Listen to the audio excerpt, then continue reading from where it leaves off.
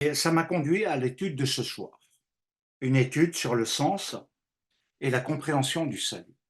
Je crois que c'est une question que beaucoup d'entre vous se posent et qui n'est pas obligatoirement toujours simple. Alors il est clair que je veux mettre une compréhension dans cette partie introductive, parce qu'il y en aura d'autres certainement, mais qui vont toucher la messianité, le messianisme, mais également des pensées très profondes rabbiniques par rapport à un ensemble de développements et qui sont vraiment, à l'heure actuelle, à mon avis, nécessaires. Alors, il nous faut quand même avoir une compréhension de ce qu'est le salut et la rédemption. Il nous faut quand même définir un peu ce qu'est le salut et ce qu'est la rédemption. Est-ce que c'est la même chose? Pas tout à fait. Et c'est ce qui donne lieu euh, à beaucoup de recherches, beaucoup de réflexions, et qui nous amène, bien entendu, à devoir approfondir les choses. Euh, Nous allons donc étudier ensemble cette question, dans un premier temps, du salut en Yeshua, Messie d'Israël. Pas Messie des nations, Messie d'Israël. Déjà, on va partir sur quelque chose. Alors, j'aimerais dire quand même que je vais aborder, étant donné que j'ai fait quand même 5 ans de théologie, aborder aussi des choses par rapport à la compréhension théologique et donner des éléments et des pistes peut-être que vous ne connaissez pas. Alors, tout d'abord, il nous faut savoir ce que signifie le salut. C'est entrer beaucoup dans le cadre du patois de Canaan, comme on dit. Le salut, c'est croire en Jésus et c'est être sauvé, etc. Je crois que c'est quand même, quand on veut avoir de la réflexion, un peu réducteur. Et il nous faut aller au-delà et comprendre ce que signifie le salut aussi dans le judaïsme. Y a-t-il un salut dans le judaïsme ou pas? Alors, on ne va pas ce soir vraiment répondre à cette question-là, mais on va aborder la question qui va toucher, bien entendu, Israël et sa foi, c'est-à-dire ce que l'on appelle aujourd'hui communément le judaïsme, qui n'était pas existant à l'époque. Le judaïsme n'existait pas en tant que terminologie à l'époque de Yeshua, et dans ce qui est venu plus tard au travers du christianisme, dans sa notion de salut, qui s'est développée. Alors, premièrement, dans une pensée quand même assez générale du christianisme, j'aimerais vous donner quand même un peu les définitions théologiques, un peu plus cadrées que simplement le patois de Canaan ou les concepts, je dirais, hérités de droite et de gauche, et voilà, des mélanges qui se sont euh, faits durant le cours de l'histoire. Donc la notion de salut dans le christianisme est une notion spirituelle qui signifie tout d'abord, bien le comprendre, le terme salut signifie délivrance, libération. Donc être sauvé, c'est comprendre le sens de délivrance, libération. C'est-à-dire que pour, globalement, le croyant qui se dit chrétien, il possède le salut et il est délivré, libéré du péché, de la condamnation éternelle. Voilà, ça ce sont les deux points, euh, même si c'est en résumé, hein, mais ce sont quand même les deux points euh, de fondement par rapport à cela. Alors c'est pourquoi il bénéficie, alors ça c'est vraiment dans le développement de la pensée chrétienne, il bénéficie dès lors d'une relation avec Dieu et un accès au paradis. À partir de là, c'est ce qui a donné la doctrine de la sotériologie. Il faut savoir qu'en théologie, ceci a été traduit, travaillé et devenu une part importante de la sotériologie, c'est-à-dire la doctrine du salut. La doctrine du salut. En quoi elle consiste? Alors, c'est l'étude des différentes doctrines de l'âme. Dans le Tanakh, donc dans la Bible hébraïque, est présent quelque chose d'important. Il est présent trois types d'expiation pour bien faire la différence dans la compréhension entre ce que peut être la compréhension dans le christianisme et celle sur laquelle va se développer et s'est développée dans l'histoire. Et au temps de Yeshua, c'était très présent d'ailleurs, et même après, jusqu'à la fin du 1er siècle, les trois types d'expiation, c'est-à-dire ce qui efface la faute. Et il faut bien retenir ces différences fondamentales. Je voudrais tout d'abord poser en préambule, juste avant de voir les trois types d'expiation, une chose où beaucoup ne sont pas au clair parce que ça fait partie du vocabulaire, du langage acquis et qui n'a pas été obligatoirement par beaucoup été recherché. Il faut savoir que le terme péché, le terme khatav, ce qui manque la cible, n'est pas dans Genèse 2, 3, mais il apparaît au chapitre 4 à partir du moment où il y a cet affrontement avec Caïn. Le terme khatav est là. Le terme péché est né là. Donc il faut bien comprendre aussi que ce que l'on peut appeler le péché n'est pas obligatoirement la compréhension juive et non juive, hein, du reste, par rapport au péché, puisqu'il va naître ce terme dans l'histoire de Caïn et Abel, que je ne développe pas maintenant. Donc je voulais donner cette notion parce que le judaïsme et Israël, dans sa foi antique, précisait très bien qu'il ne s'agissait pas du péché comme le christianisme le définit, mais comme étant une faute, une touma, est liée à une transgression du commandement de l'Éternel de ne pas toucher l'arbre de la connaissance du bien et du mal. Ça, c'est le fondement juif. Et c'est pourquoi il y a des développements aussi, des compréhensions parfois différentes. Alors, les trois types d'expiation, ce qui efface la faute. Et c'est ce qui va donner toute l'histoire d'Israël dans quelque chose qui se répare. Premièrement, cela va passer par l'offrande pascale, c'est-à-dire Pessar, l'agneau, le sacrifice de l'agneau et la sortie d'Égypte. Ça, c'est la première chose. La deuxième, ça va être Yom Kippour, qui est la fête des expiations, et pas de l'expiation, mais des expiations, appelé aussi le jour du grand pardon. Jour du grand pardon. Troisièmement, c'est la venue d'un Messie sauveur. La notion du Messie intervient réellement dans cette dimension, puisque c'est lié à la délivrance, à la libération, mais également à la rédemption, ce qui veut dire la délivrance finale, la fin des temps, le Malchut, la royauté de Dieu, la royauté de son Mashiach. Et ceci va nous donner une notion d'un sauveur rédempteur. Un sauveur rédempteur.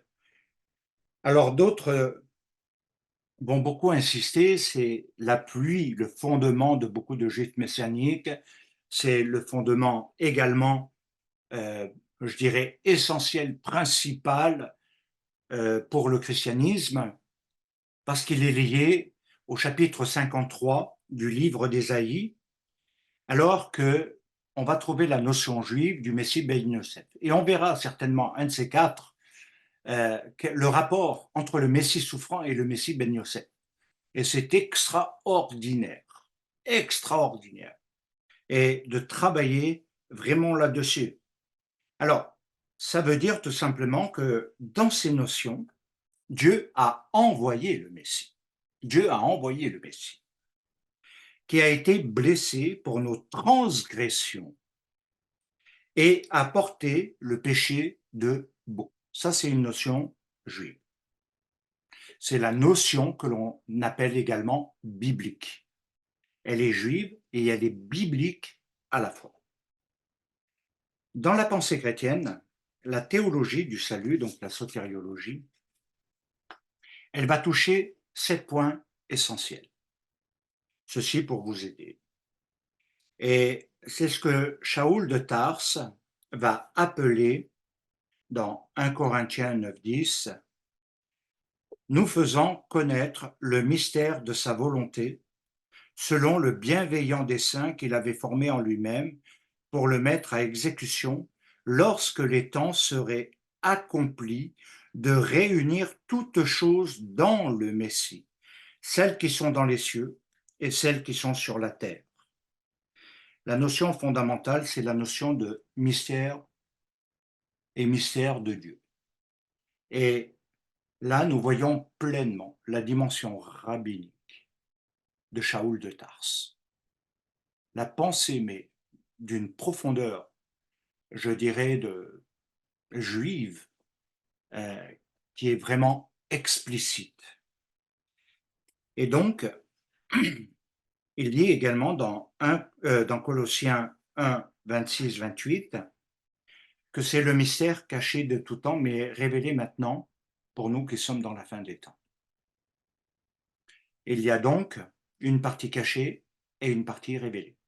Alors si je prenais dans une pensée plus moderne juive, au travers des écrits juifs, on entrerait profondément dans la compréhension de ce que signifie le mystère, que le judaïsme ne donnera jamais ce nom, mais appelons-le le mystère du Dieu qui est rentré dans le Tzimtzum, qui est hors du temps et qui en même temps nous amène à comprendre son incarnation dans l'histoire. Parallèlement, c'est vrai que ça toucherait le niveau d'études très approfondies du judaïsme.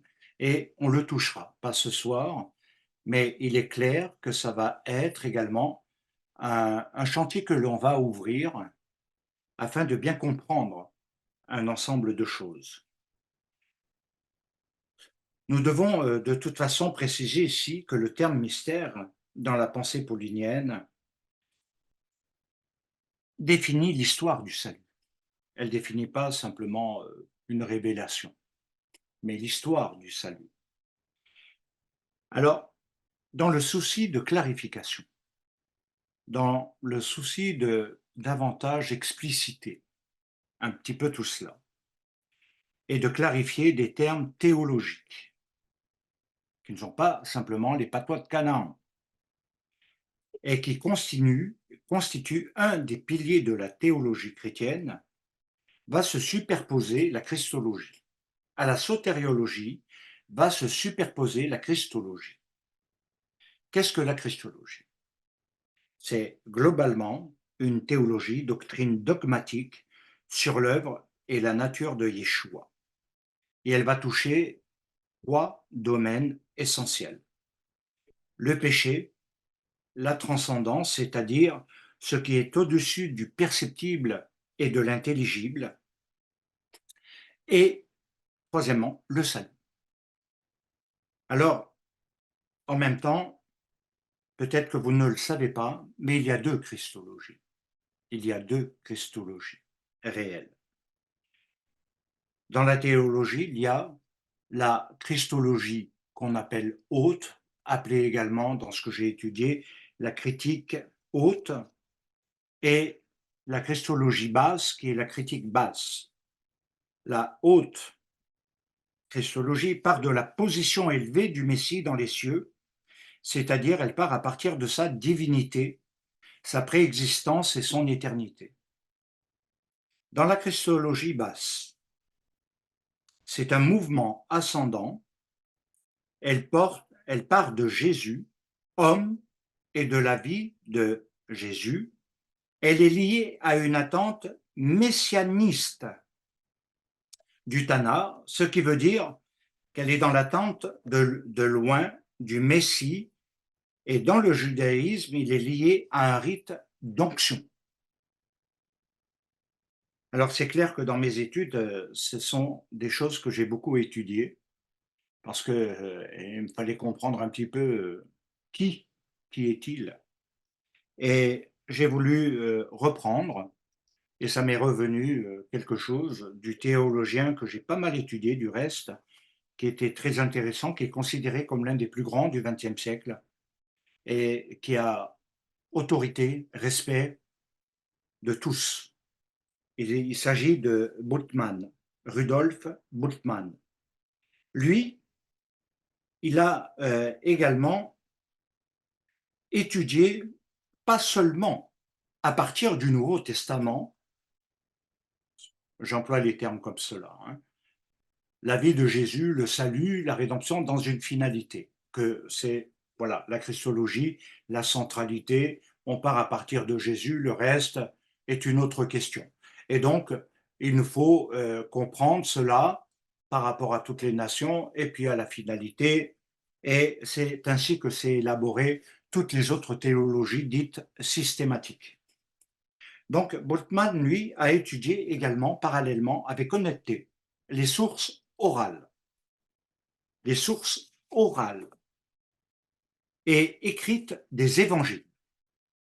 Alors il dit, entre autres, que la doctrine trinitaire a été introduite par les pagano-chrétiens. Et c'est là que je vais maintenant aborder un point de dissension.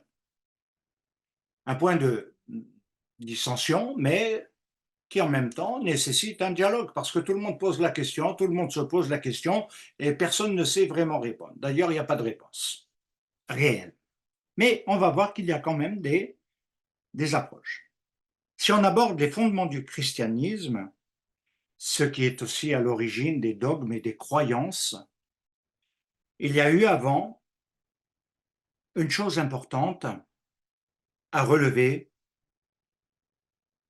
outre tous les courants de pensée. Et ce que je voudrais dire et le développer, c'est que premièrement, il s'agit de connaître aussi dans l'histoire ce qui s'est passé par rapport à cette question de la Trinité, qui est cruciale. Et elle est un des points fondamentaux du rejet de Jésus dans le monde juif d'aujourd'hui. Ça, c'est clair. Ça, c'est clair. C'est le point fondamental. Et nous verrons au fur et à mesure ce que cela va certainement impliquer. Alors, est-ce que le dogme trinitaire a toujours été? Ou est-ce qu'il a été établi et comment il a été établi? Et comment, aujourd'hui encore, ben, ça en fait partie de la croyance. J'aimerais peut-être ouvrir une opposition qui s'est passée à l'époque, en 250, vers les années 250-280, donc au début, avant le concile de Nicée. Et il y a eu un personnage du nom d'Arius.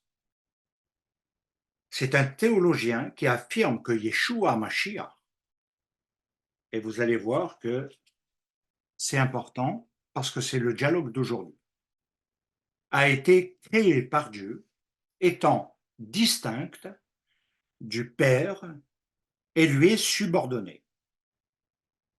Il s'oppose totalement à la nature trinitaire qui commençait largement à se développer et à abonder dans les courants de pensée, mais pas adopté. C'était vraiment une bataille. Arius, quand il arrive, il va mettre en évidence quelque chose qui aurait dû être un dialogue, mais c'est devenu une bataille théologique qui a été très virulente et très violente, car sa position commençait à s'opposer à la position de ce qui allait se mettre en place. Et donc, vous allez comprendre pourquoi. Il s'oppose donc à la nature trinitaire du Messie. Il dit que le Fils de Dieu n'a pas toujours existé, mais a été créé par Dieu. Ce qui va donner ce grand débat et va opposer ceux qui affirment avec conviction qu'il y a consubstantialité entre le Père et le Fils. C'est-à-dire, si on veut le définir, unité et substance, qu'est-ce que ça veut dire? Ça veut dire l'identité de la substance et de la nature et de nature. Et c'est pourquoi, lorsqu'on commence à poser les questions et qu'on commence à s'intéresser quand même à quelque chose qui n'était pas si évident, mais qui s'est quand même débattu, opposé dans les points de vue. Et ceci est quelque chose d'important parce que c'est quand même présent encore aujourd'hui, hein, que vous le vouliez ou pas, c'est présent dans beaucoup de domaines finalement.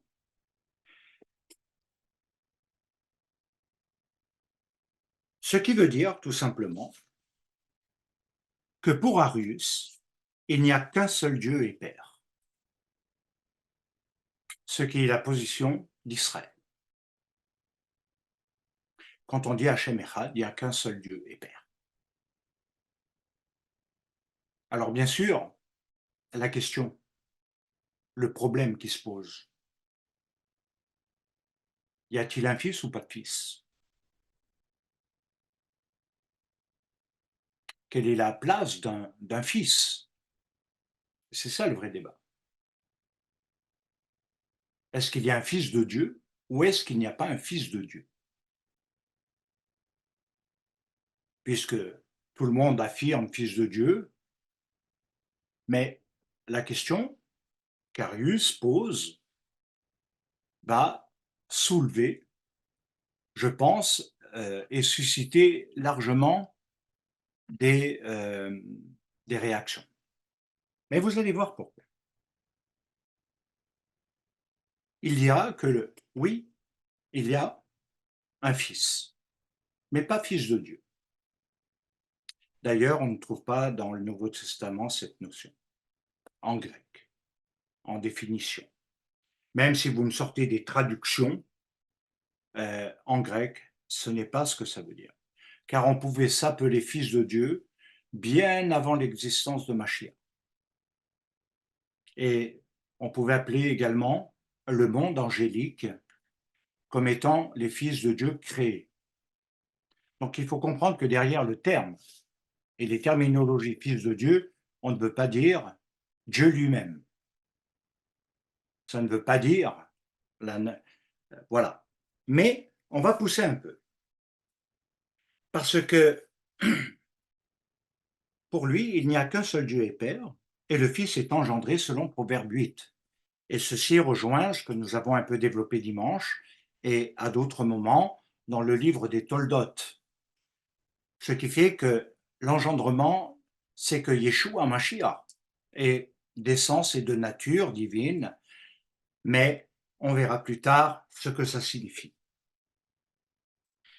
Alors, ce qui s'est produit, pour que vous ayez la continuité, c'est en 325 que Constantin a rejeté cette position, l'a combattue, je dirais vraiment avec une très grande violence, ce qui a mis fin à l'arianisme, qui avait quand même un côté prospère.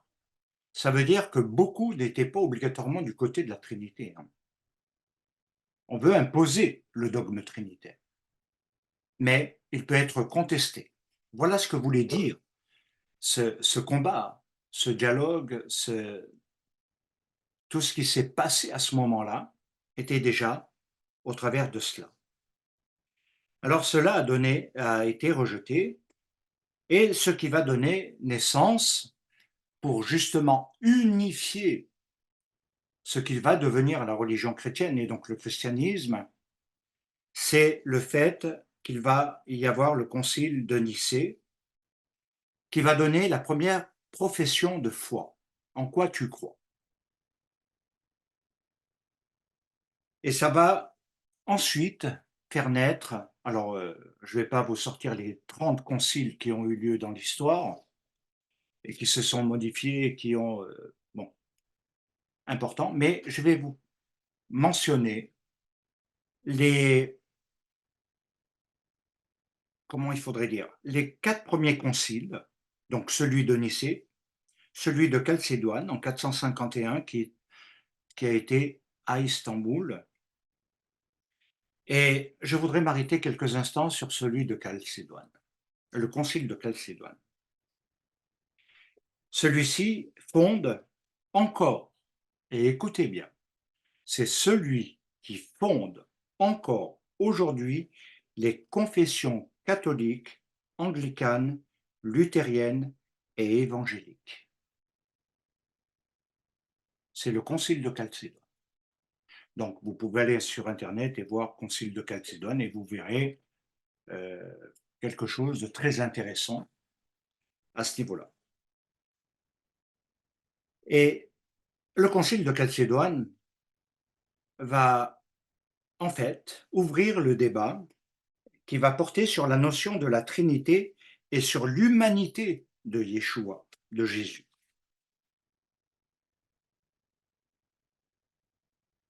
Sur la notion de Trinité, il faut savoir que la théologie, il faut savoir que c'est Théodore Ier, pardon, nie et condamne la divinité de l'Esprit. Donc il n'y a pas de Trinité.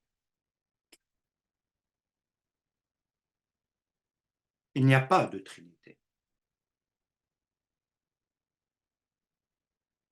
Vous êtes libre de vouloir le croire, mais ne me cassez pas les pieds avec ça. Et il n'y a pas de divinité de l'esprit. Et je regrette infiniment qu'aujourd'hui on en fait vraiment plus qu'un Dieu. Et il faudrait peut-être revoir un peu cela. Et je crois que c'est très important parce que ça veut dire que même Nicée et Constantin a eu peur des réactions de l'ensemble du peuple et de tous ceux qu'il gouvernait et a donc évité de mettre un dogme trinitaire absolu. Il était toléré, mais non admis. Et cela veut dire qu'il était dans un binôme père-fils, en tant que dogme. Mais Théodose, lui, va établir une troisième personne dans la divinité. Alors, juste pour conclure cette partie, il y a un théologien, Paul Tillich, qui dans les années 50-55 va développer dans son concept Dieu au-delà de Dieu. Dieu au-delà de Dieu. Il va dire que Christ, si j'emploie son langage, son vocabulaire, que nous on peut appeler le Mashiach, mais ça n'a pas la même résonance. Que Christ soit un prénom est une aberration. Être Messie, c'est une fonction. Ce que beaucoup de chrétiens ne comprennent pas aujourd'hui. Jésus-Christ, nom, prénom, générique, on prie au nom de Jésus-Christ et ils ne réalisent pas qu'on n'a pas différencié le nom, Yeshua, de sa fonction de Messie. Et ça, c'est fondamental, la fonction de Messie. Alors, être Messie est une fonction, non une identité, et encore moins une nature, pas plus qu'une substance. Et Bultmann va reprendre et dire, au travers de cela, que Dieu s'est révélé en cet homme, que Dieu s'est révélé en cet homme, c'est-à-dire qui part de l'homme, Jésus, de son histoire, plutôt que de la double nature humano-divine de Jésus. L'homme-Dieu. Ce qui vient un petit peu, je dirais à certains égards, bouleverser les concepts. Alors, c'est clair que dans cette première partie, résumer plusieurs siècles d'histoire et en même temps aborder un, un thème et un sujet qui est quand même crucial, quelque chose qui peut déranger, j'en suis conscient, mais en même temps, le débat n'est pas nouveau. Cette question, est-ce que Yeshua est Dieu ou pas, va rejoindre énormément de points de vue, et encore plus aujourd'hui qu'hier. Et il est fondamental d'être renseigné et de comprendre un ensemble de choses. Alors, il est clair que nous avons, et je pense que vous avez pu capter, comprendre, qu'il y a dans la théologie chrétienne deux choses, la sotériologie, la christologie, et qui partent purement à partir du Nouveau Testament, tout en pouvant se référer à des textes prophétiques de l'Ancien Testament, tels Ésaïe 53 ou d'autres, mais pour démontrer, prouver certaines choses. En même temps, ça nous amène à comprendre, à réaliser derrière qu'il y a une pensée d'Israël, il y a un héritage d'Israël, qu'Israël a été bien avant le christianisme et qu'il a fonctionné bien avant le christianisme et que la notion d'un libérateur n'est pas l'invention du christianisme.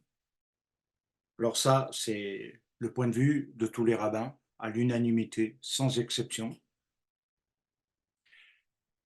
Qu'il y a une Géoula finale, une rédemption finale, c'est également dans la pensée d'Israël et biblique. Qu'il y a un salut qui efface la faute, qui nous réconcilie avec Dieu, ça fait partie également. C'est tout le fonctionnement du Mishkan, c'est tout le fonctionnement du temple, et nous comprenons qu'il y a quand même beaucoup de choses. Maintenant, la notion juive du salut n'est peut-être pas la même interprétation,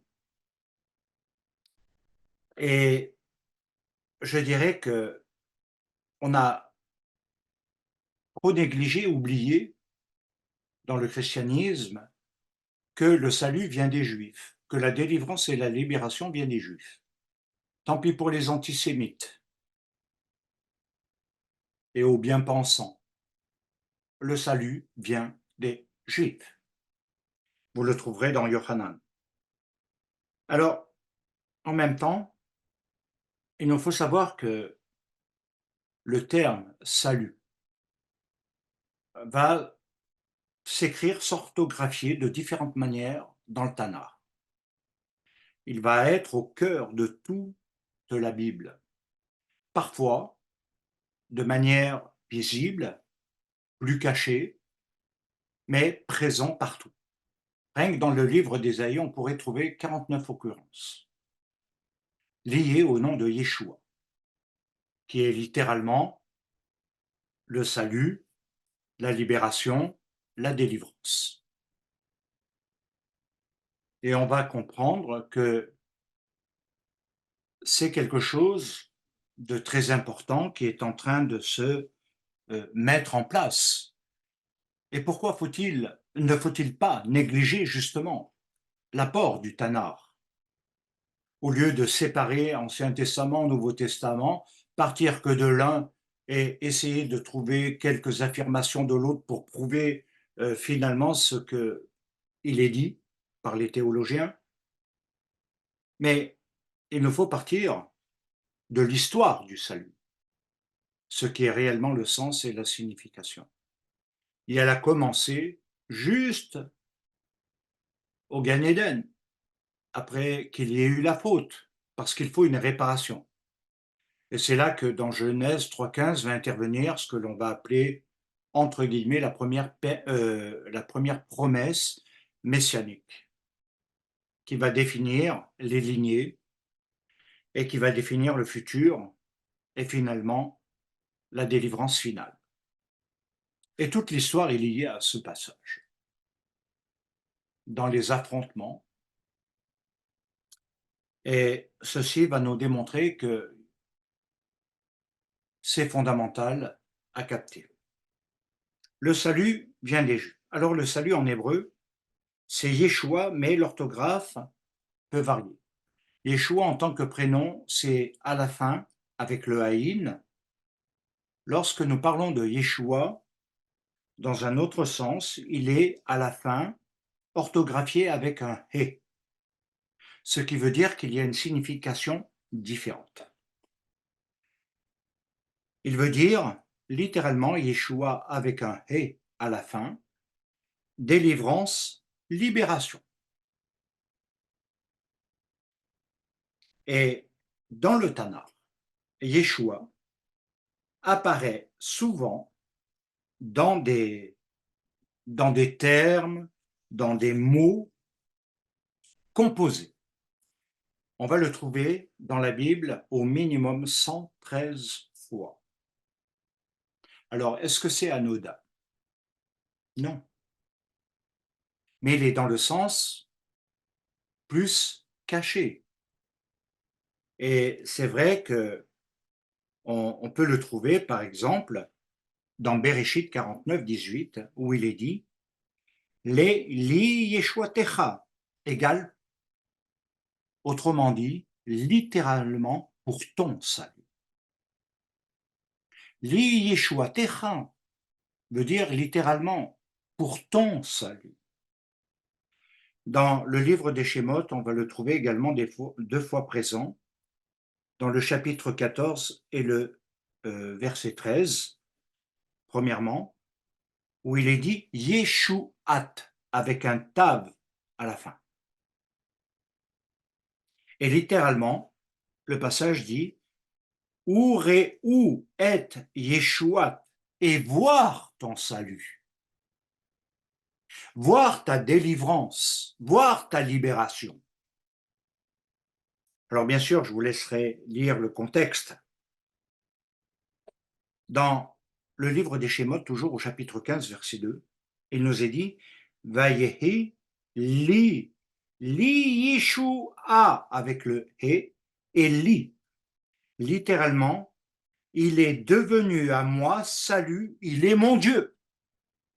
Yeshua et li est extraordinaire. Et il veut dire véritablement là, il est devenu à moi salut, délivrance, libération, et c'est pourquoi il est mon Dieu. Dans 1 Samuel, au chapitre 2, verset 1, il est dit Samati beyeshuatecha, je me réjouis, littéralement, je me réjouis dans ton salut. Alors on pourrait multiplier avec abondance. Si vous voulez, je peux vous donner quelques références pour que vous puissiez les méditer à la maison. Dans 1 Samuel 14, 45, dans Jonas, c'est-à-dire Jonas, chapitre 2, verset 10. Et là, j'aimerais relever le psaume 3, verset 9, où il est dit une chose intéressante, très profonde. Il est écrit le salut est auprès de l'Éternel, les Adonai à Yeshua, ce qui peut se traduire par à l'Éternel appartient le salut. Ce qui veut dire clairement que le salut n'appartient pas à une doctrine, mais que l'auteur du salut, c'est l'Éternel. C'est lui qui donne le salut, la délivrance et la libération. Et qu'il est l'auteur, le détenteur du salut. C'est lui qui accorde le salut.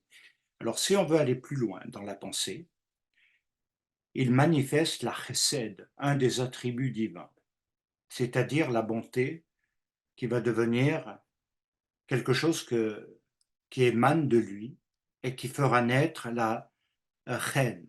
La reine. Le reine, c'est la grâce, ce qui n'est pas méritable, ce que l'homme ne peut obtenir par lui-même, quels que soient ses efforts. Mais c'est la bonté de Dieu, parce qu'il est l'auteur du salut et qui accorde la délivrance, la libération, le rétablissement, la restauration dans tous les domaines. Voilà ce que ça veut dire. Et il est clair que c'est quelque chose de très présent, car la notion qui est très, très active dans toute la Bible, mais surtout dans le Tanakh et la pensée d'Israël, c'est la notion d'être restauré, la restauration. La restauration après l'état de ruine, après les déficits, après tout ce que vous voulez, Dieu restaure l'âme. Et une des notions qui va différencier fondamentalement la doctrine théologique que nous avons vue dans les grandes lignes, hein, vraiment, vraiment, vraiment, par rapport au, au concept hébreu, c'est qu'il s'agit là, dans le concept hébreu, le salut est lié à l'âme, c'est le salut de l'âme, c'est pas le salut de l'homme, c'est le salut de l'âme. Et ceci va donner beaucoup plus de relief. Il est dit dans Yona au chapitre 2, verset 10, le salut vient de l'Éternel. Yeshua ta le Adonai. Et on pourrait sans cesse multiplier des exemples comme ça. Ce qui nous fait bien comprendre que la délivrance et la libération ne va pas venir par des biais politiques, par des personnes charismatiques, mais elle vient car le salut, Yeshuata, vient de l'Éternel, elle vient du tétragramme, vient de Dieu. Alors, il est clair que j'ai avancé plus vite dans mon étude que prévu, mais donner un relief intéressant, parce que il est clair qu'on pourrait s'arrêter, si nous avions le temps, bien entendu, infini, de pouvoir voir tous les versets et établir la vraie pensée d'Israël, que là je ne fais que effleurer. Alors il est nécessaire maintenant quand même d'avoir une compréhension juive également de ce que constitue le salut. Alors, on a le même mot, on a les mêmes terminologies que dans le christianisme, mais pas le même sens et la signification et la même application.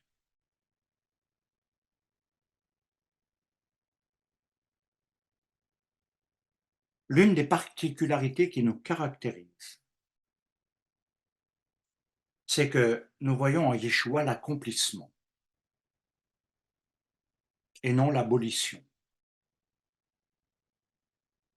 Nous voyons en Yeshua l'accomplissement et non l'abolissement de l'Ancien Testament. Et vous verrez certainement que je poursuivrai davantage la réflexion, mais nous devons comprendre que Yeshua est celui qui accomplit réellement, en tant que juif, les promesses du salut. Alors au travers de ce que nous avons vu en premier, c'est-à-dire Pessah, l'accomplissement de Pessah. Deuxièmement, nous avons vu le pardon des fautes, la réconciliation avec Dieu, la restauration.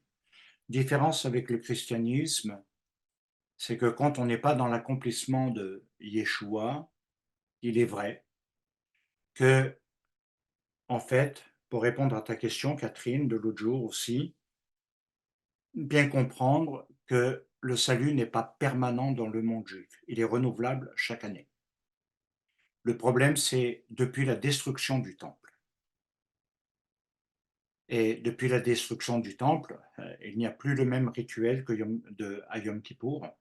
Il n'y a plus le sang. Ceci a été remplacé par les prières et tout ce que nous pouvons connaître de Yom Kippour. Mais comme disait un rabbin du XVe siècle, est-ce suffisant? Est-ce que nos lèvres, est-ce que nos paroles, nos prières suffisent parce qu'il n'y a plus le sang de l'expiation? Et c'est là un des points fondamentaux. Alors oui, effectivement, ils vont être restaurés, pas dans la même connaissance, à partir du moment où la chose est réelle, puisque c'est Dieu qui l'a établi, qu'il est l'auteur du salut. Quand on est dans l'accomplissement Yeshua Mashiach, il y a quelque chose qui est modifié, puisque en devenant, premièrement, l'agneau de Pessah qui a été sacrifié, et c'est clair qu'à ce niveau-là, il y aurait beaucoup de passages à lire, à étudier, à réfléchir, mais le sens et la signification va être passer de la mort à la vie. Et c'est ce qui va donner une naissance nouvelle, ce qui sera très présent après dans les théologies, mais pas dans la même compréhension. Et que cette naissance nouvelle, eh bien, elle va nous conduire à Yom Kippour pour qu'il y ait l'expiation des fautes. Car nous demeurons ce que nous sommes de toute façon, de manière innée, des fauteurs, autrement dit des pécheurs, si on veut employer un autre langage, et que nous avons sans cesse besoin du pardon de Dieu, même dans l'accomplissement de Yeshua, mais pas en ce qui concerne l'éternité. Là, c'est la différence.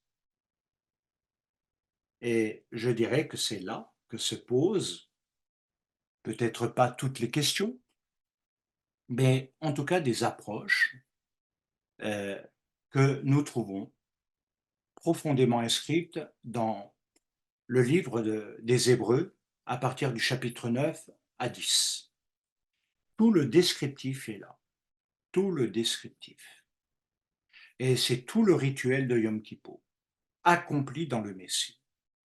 C'est ce qui va donner, en quelque sorte, la dimension différente et où on aura affaire au Messie sacerdotal. Donc, à bien, je dirais, lire et étudier à la fois le chapitre 9 et 10.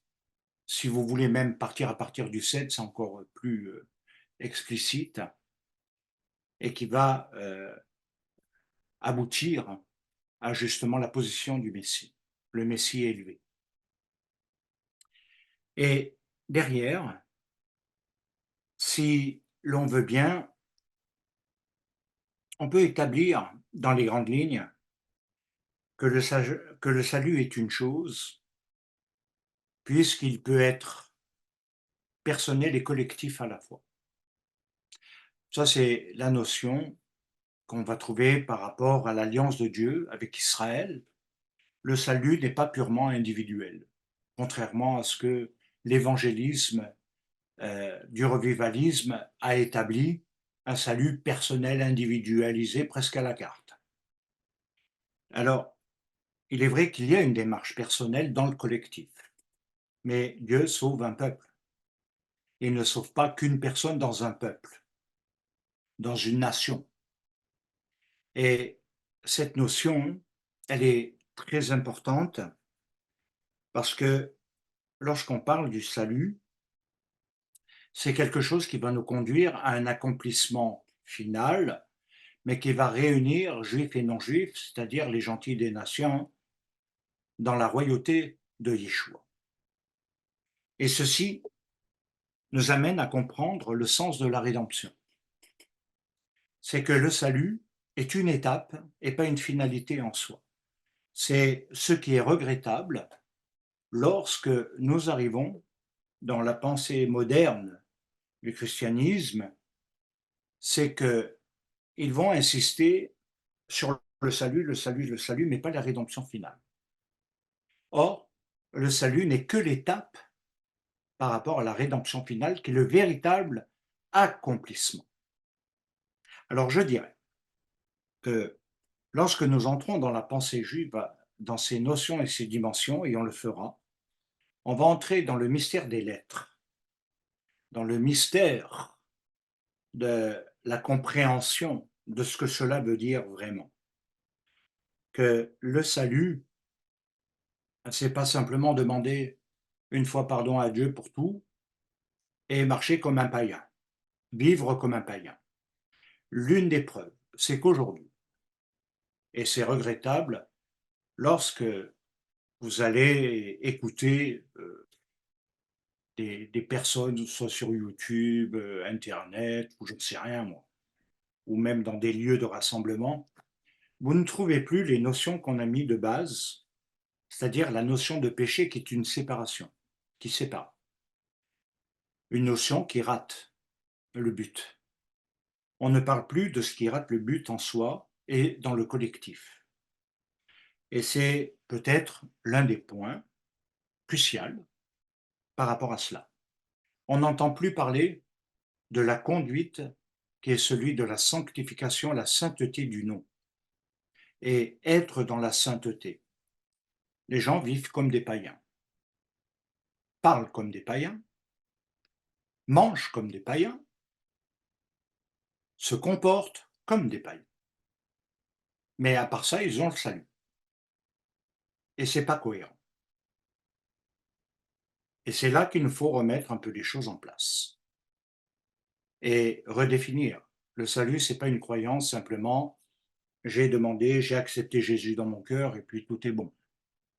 C'est définitif et il est tellement amour qu'il va tout pardonner de toute façon, voilà. Mais tout ceci, on ne le trouve plus aujourd'hui. Ce qui n'était pas le cas dans les années 50 et peut-être un petit peu avant. Et il faut bien comprendre que cette réconciliation avec Dieu, elle va passer par l'expiation des fautes. Alors c'est pourquoi nous faisons aussi Yom Kippour, dans l'accomplissement de Yeshua, parce que nous devons réparer l'âme de la communauté, l'âme du collectif.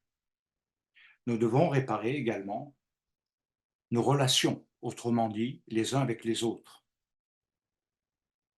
Et en quelque sorte, rétablir les dysfonctionnements de nos comportements. Et c'est pourquoi ça a un point important, parce que comme vous le savez, sans le pardon de Dieu, comme il est dit, sans effusion de sang, il n'y a pas de pardon. Mais sans le pardon de Dieu, il n'y a pas vraiment de salut. Et c'est pourquoi il est important de comprendre que Dieu nous pardonne, mais que nous devons pardonner. C'est là que le bas blesse entre une croyance et une pratique, une application. Alors on peut toujours dire en fonction d'un vécu qui peut être tout à fait 100% compréhensible, dire c'est difficile, je ne peux pas. Mais il y a un cheminement possible dans la volonté. Et pardonner ne veut pas dire obligatoirement vouloir rétablir des niveaux de réconciliation comme si de rien n'était. C'est pas ça que ça veut dire. C'est se libérer et libérer l'autre de l'offense et voilà. Déjà ce premier pas. Le pardon de Dieu est quelque chose d'extraordinaire parce que comme nous l'avons dit, ce qui est fondamental, c'est ce qui efface la faute. Alors la question qui se pose, c'est pas comment Dieu en Yeshua efface ma faute, c'est comment moi je peux effacer la faute de l'autre. Comment effacer la faute de l'autre? Et c'est là que nous avons un rôle à jouer et qui est transformateur. Parce que dans la notion juive du salut et de rédemption, il y a la notion de transformation. Un être transformé, une âme transformée. Et cette âme va passer par les 5 niveaux et elle va atteindre la yechida, le niveau le plus important, qui sera celui de vivre comme étant un vrai croyant, celui de la résurrection, où la mort ne le retient pas, autrement dit, où il n'est pas conditionné par tout ce qui lie à la mort. Et c'est pourquoi il est important de réaliser cette différence. Et pour aller un peu plus loin, parce que je vais conclure à ce niveau-là et on pourra avoir 5-10 minutes de partage questions-réponses, c'est de comprendre que si le salut, c'est la délivrance, la rédemption, c'est le rachat. La notion de Goël, en rapport avec même les villes de refuge. Ce concept est celui d'avoir, si on veut parler de pourquoi d'un rachat, eh bien c'est celui d'avoir la compréhension d'avoir perdu sa liberté, c'est-à-dire d'être conscient d'être esclave et prisonnier. Voilà, esclave et prisonnier. Ça se dit également d'une personne ayant une dette. L'Église, l'Ecclésia, les nations ont une dette envers Israël. Le salut vient des Juifs. Alors en araméen, rédemption, rachat, va se traduire par oba, oba, péché et dette. Péché et dette, d'où la notion de rédemption qui veut dire rachat. Et il est clair que quand on parle de Yeshua en tant que rachat, comme plusieurs de ces talmidim l'ont exprimé, il est également appelé le Messie rédempteur. Il n'est pas qu'un Messie sauveur, il est aussi un Messie rédempteur. Et ça donne des notions quand même beaucoup plus profondes. Alors, ceci va toucher et se développer pour comprendre le sens de la Géoula, de la délivrance des exils jusqu'au moment de la délivrance finale, qui va faire intervenir la notion de droit de rachat. Celui qui nous a racheté notre dette, qui a payé notre dette, c'est Mashiach, Yeshua. Donc, à partir de là, il y a un droit de rachat, celui que Dieu accepte. Dans le livre des Shemot, Dieu se révèle comme un libérateur, mais pas le libérateur personnel que de Moïse ou d'Aaron ou de Myriam. Il se révèle comme étant le libérateur d'un peuple. Il le rachète de l'esclavage. Et au travers de cela, il va établir une alliance, ce qui va devenir un point clé. En fait, dans le christianisme, dans tout ce que j'ai pu comprendre, il y a une faiblesse, c'est que l'on ne comprend pas l'alliance de Yeshua. On rejette l'alliance des pères, on dit c'est fini, c'est fini. Il y a une nouvelle alliance, mais dont on ne connaît pas bien les clauses. Je ne connais pas vraiment très bien les clauses. Et c'est une faiblesse, parce que derrière, l'alliance est un engagement. C'est même à la limite une, je dirais de manière spirituelle, contractuelle. C'est un contrat, c'est un engagement à marcher dans une voie, dans une pratique, et pas simplement citer des versets à tir à l'arigot et à toujours parler, parler, parler, parler, et puis finalement les actes ne suivent pas, ce qui ne donne pas de cohérence. Donc il faut bien nous rappeler cela, il établira une alliance, et à partir de là, Israël est appelé son peuple. C'est l'alliance qui a fait que Israël a été appelé son peuple. L'un des points fondamentaux pour conclure, que l'on va développer mardi prochain, va reprendre un peu un ensemble de ces notions, Pessah, la différence entre le sacrifice de l'agneau et le sacrifice de Yom Kippour, qui donneront naissance à ce Messie rédempteur.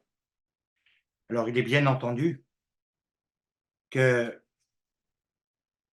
derrière va se tisser en toile de fond la pensée d'Israël, dans le Gan Éden au travers des sphérotes, au travers de l'arbre de vie, qui va devenir l'élément clé fondamental. Car c'est l'arbre de vie qui deviendra absent à cause de la faute, à cause de la touma, à cause de la transgression. C'est le terme littéral qui est utilisé. Ils ont transgressé la parole de Dieu. Et ceci, le christianisme ne l'a pas compris. Ce n'est pas un commandement uniquement à comprendre comme ça, un ordre, mais une transgression, c'est une violation de sa parole. Lorsque quelqu'un dit Dieu dit et qu'il ne fait pas, il transgresse. J'ai vu beaucoup de gens être dans le blabla. Et j'en ai entendu, on va faire nanana. Où est l'acte? Et vous savez ce que ça provoque? On ne les croit pas. On dit oui, oui, oui, oui, c'est gentil, c'est affectif, c'est sympa, mais on ne les croit pas. Donc, il faut bien comprendre que va se mettre en place le tikkun, la réparation, et la réparation va prendre des millénaires. Elle ne va pas se faire en un jour. Elle se construit dans l'histoire. C'est pourquoi on parle d'histoire du salut. Et cette construction-là, elle va nous donner la compréhension, le mystère dévoilé, révélé, dont parle Shaoul au travers de Yeshua Mashiach, mais dans une identité juive, dans sa judéité, car Jésus n'a jamais été un chrétien, il n'a jamais été un protestant, il n'a jamais été un catho, il n'a jamais été anglican, il n'a jamais été luthérien, il n'a jamais été augustinien, il était juif, parmi les juifs, dans une halakha juive. Et c'est tout ce contexte qu'il nous faut comprendre. Le tikkun dans le Mashiach. Et c'est vrai que ça va nous donner une lumière. Alors là, on va aborder aussi, on abordera bien entendu tout ceci dans le contexte de la compréhension des lumières et de ce que ça signifie. Et je suis convaincu que ça va nous faire entrer dans les pensées profondes également du développement dans le judaïsme de ce que l'on veut dire par messianisme, messianité de Yeshua, de Jésus.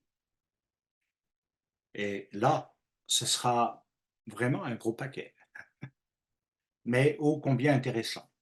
Donc, c'est des thèmes qu'on abordera peut-être un petit peu les mardis, mais ce sera surtout des choses, et j'attends vos avis également, mais ce sont des choses qu'on pourra aborder également dans le cadre de TMPI Yeshiva. Parce que, voilà, ça peut nous donner cette possibilité de pouvoir étudier, partager, échanger, voire être dans des débats. Et moi, je raffole de ça. En même temps, je ne vous cache pas que je suis un peu frustré quand même, parce que j'aime développer, et on le verra à Shabbat, la question des secrets du dévoilement. Bah, bah, bah, Baïra, oh, aïe, aïe, aïe, aïe, aïe. Et de voir ce que, parfois, on croit voir et on ne voit pas. Et voilà, ça va être formidable. Donc, je ne vais pas aller plus loin pour ne pas, mais on va laisser peut-être deux, trois questions possibles. Je ne sais pas s'il y a des personnes qui en ont. Il y a Christophe qui a levé la main, je vais lui donner la parole du coup. OK. Tu as dit Christophe? Christophe. OK, ça marche. Oui, Christophe, mon Rav, ça fait un moment que je me pose la question sur, c'est plutôt Proverbe. Je vais te lire le passage, Proverbe 8. Et moi, il y a un truc j'aimerais avoir une confirmation. Tu sais, je fais marcher par le chemin de la justice et par le milieu des sentiers de la droiture, afin que je fasse hériter des biens permanent à ceux qui m'aiment. L'Éternel m'a possédé dès le commencement. C'est là. L'Éternel m'a possédé dès le commencement de sa voix, même avant qu'il fît aucune de ses œuvres. J'étais déclarée princesse dès le siècle, dès le commencement, dès l'ancienneté de la terre. J'ai été engendrée lorsqu'il n'y avait point encore d'abîme, ni de fontaine chargée d'eau. J'étais engendré. Voilà. Alors, ma question est, ça parle de sagesse, là. Oui, mais de toute façon, c'est les thèmes et les points qu'on va aborder. Keter Orma Bina. Orma Voilà. qui est la sagesse, bon, il y a plus que ça, mais Oui. également comprendre les textes et voir que le Mashiach, là, j'ai voulu poser les bases d'un questionnement qui s'est affronté sans vouloir donner vraiment concrètement des réponses, mais des pistes de réflexion, Mhm. de cheminement. Et il est clair qu'on abordera aussi la question du Messie, parce qu'il était auprès de Dieu. Et donc, il est clair qu'il est pas seulement Logos, mais il est Rohma. Et Proverbe 8, je l'ai souvent utilisé dans le cadre des Oui. Toldot, car ce qui est engendré est né de Dieu. Voilà ce que ça veut dire. Être né de Dieu, alors là, il faut le définir peut-être un peu de manière différente que ce que les gens ont l'habitude d'entendre.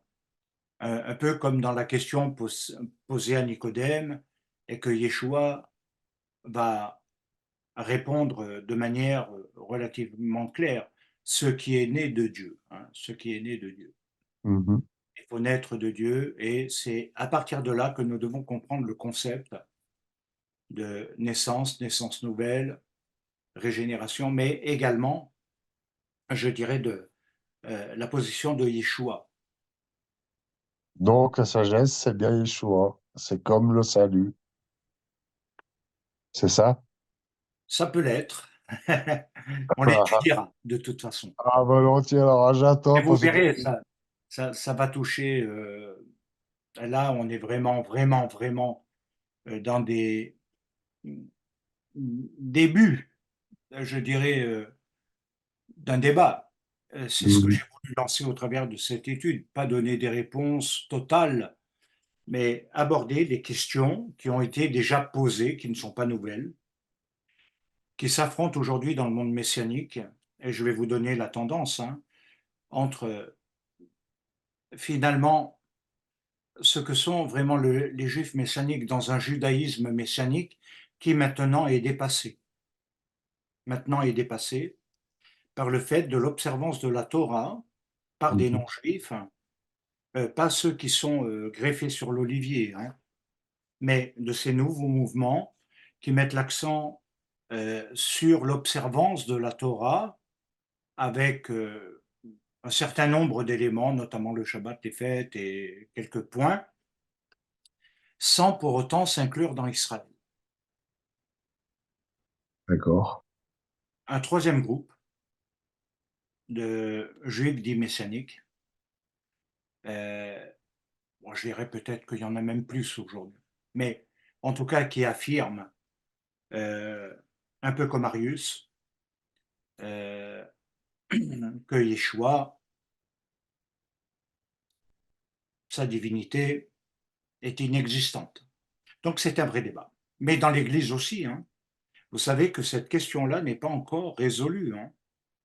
Et quand on y viendra sur la question des hypostases, vous verrez que les questions se soulèvent encore plus et donnent encore moins de réponses à une croyance. Et il faut bien épouser les termes qui sont employés sur le plan théologique au niveau des hypostases que je ne vais pas définir maintenant. Mais voilà, et c'est ce chemin que je propose. Pourquoi? Car comme vous le savez, je pense qu'il est temps de répondre à des questions, mais aussi de pouvoir, dans la mesure du possible, quand je le pourrai, d'écrire et des livres, donc, mais également de laisser un héritage qui ne soit pas nébuleux, clair. Après, il y a d'autres tendances. Si quelqu'un ne se sent pas dans telle tendance, il a qu'à aller dans l'autre tendance. C'est tout. Je veux dire, aujourd'hui, comme dans les églises, vous en avez plein qui vont aller là plutôt que là, et pour X raisons. Non, Mais alors moi, nous c'est savons, important. Pour oui, l'instant, je ne dis pas ma position, mais c'est important de savoir et de connaître finalement que pour moi, Yeshua, de toute façon, il est de nature et d'essence divine. Ça, c'est clair. oui. Après, on verra dans tous les textes bibliques ce que ça signifie. Ah, très volontiers alors. Alors vraiment, alors, je me réjouis. Enfin, de toute manière, comme je me réjouis chaque fois de t'entendre, mais c'est c'est bien parce que j'aime bien ce ton terme, t'emploies des termes juste effleurés, ou c'est juste une petite préface, tu vois ce que je veux dire? Et déjà là, c'est déjà énorme. Alors, est-ce qu'il y a encore une question, une dernière, hein, on va dire?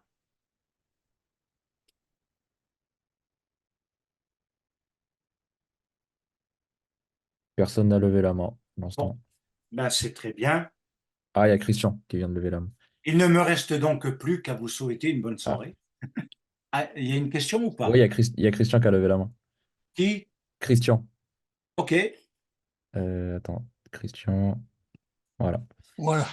Non, c'est juste, attends, au niveau, tu parlais tout à l'heure du pardon. Si j'ai bien compris, de toute façon, moi, c'est ce que je fais d'ailleurs depuis que tu enseignes des choses comme ça.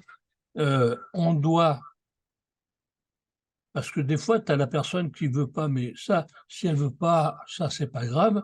Dans notre cas, c'est une question, hein. On pardonne de notre côté et on oublie en même temps. Faut les deux. On Alors, peut le pas terme faire. hébreu est plus fort. C'est pas simplement mettre en oubli parce que on peut en garder le souvenir. Oui, je sais bien, Il mais s'agit d'effacer. oui, voilà, voilà, C'est-à-dire, effacer, c'est lié à ce qui est dans la mémoire. ouais, Voilà. ouais, Ne plus avoir en mémoire l'offense voilà, qui génère la blessure, bien entendu. d'accord. Merci. Il y avait une autre question ou pas? Il y Il y a a, Bernard. il y a Bernard, mais avant ça, il y avait Del. Mais je crois qu'il n'arrive pas à lever la Oui. main. Monsieur. Ouais, je vous réactive le micro. Ok, ben ouvre le micro, je vois pas. Emmanuel qui est là. Ah, d'accord. Hmm. Tout à l'heure, on a parlé de la Trinité. Et ça Mhm. va beaucoup plus loin. La Trinité, il y a le feu qui peut être symbolisé par Aleph. Il y a ensuite la Les trois chaleur. lettres mères, tu veux dire. Eh oui, et nous avons la chaleur du feu qui peut être Alors, symbolisée par c'est Aleph même. Et c'est nous pourquoi avons, je vais doucement dans l'étude pour d'accord, aborder justement ces bases que les gens n'ont pas. parce que, alors, je vais prendre la Bible. Jérusalem, Yeshua, nous sommes tous des dieux, petit d. Et Yeshua le dit bien, encore mieux encore. Il est venu chez lui, c'est Yeshua. Les chiens ne l'ont pas accueilli. Mais à tous ceux qui l'ont accueilli, il a donné le pouvoir de devenir enfant de Dieu. Donc, nous Exact. passons de l'homme du torrent à l'homme de désir pour devenir l'homme nouveau. Mais la C'est grande exactement différence, ça. J'ai pas voulu le développer, hein, parce que au niveau du temps, j'aurais pas eu le temps. et je terminerai, à tous ceux qui croient en son nom, qui fut engendré ni du sang, ni d'un vouloir de chair, ni d'un vouloir d'homme, mais de Dieu. Ils sont Dieu. L'homme est Dieu en devenir. Et ce que je voulais dire, c'est que nous portons en nous toute la cosmogonie en nous, tout l'univers en nous. L'homme est une parcelle d'étoiles. Donc, Exactement. chez les catholiques, le grand problème, c'est qu'ils vont chercher à l'extérieur d'eux-mêmes une vérité. Or, chez les juifs, nous avons tout au fond de nous-mêmes. À nous de rechercher au fond de nous-mêmes, et c'est en cela que le mot émettre ouvre une grande porte. Et cette porte sur émettre, c'est Aleph, Mem, Tav. Et quelque part, rien que ce mot veut dire qu'il n'y a pas de vérité. La vérité est toujours évolutive. Et nous passons d'un point, comme sur une spirale. On passe de la terre plate à la terre ronde. Et tout est évolution, car tout est vibration. Et c'est là la grande différence entre le catholicisme et le judaïsme. Et les catholiques ont créé deux dogmes importants au début qui ont tout cassé. Il y avait au départ les juifs primitifs d'école de Hillel. Et malheureusement, le concile de Nicée en 325, Et c'est sur l'école de Hillel, finalement. eh oui, Hillel n'est que la continuité de la pensée d'Yeshua, hein. mais Yeshua est la continuité de Hillel. C'est encore plus Non, c'est simple. l'inverse, puisque Yeshua est mort avant Hillel et que le judaïsme est venu Eh bien, nous sommes d'accord. Hillel après la destruction du temple. Exact, c'est exact. Mais Hillel est la rose, en fin de compte, de la tradition. C'est ce que je voulais dire. Voilà. Alors, de toute façon, c'est pour ça que j'ai abordé les choses de manière progressive, parce qu'il y a toute une dimension anthropologique aussi, qui est beaucoup moins connue et qui fait grandement partie, hein, de toute façon, de la pensée d'Israël. Et de ce message du Mashiach. Alors, bien sûr que je n'ai pas ni touché ni abordé les vraies questions, mais elles vont venir et on va voir des choses alors vraiment super intéressantes et en même temps profondes parce qu'elles vont nous pousser dans des études très différentes. Voilà.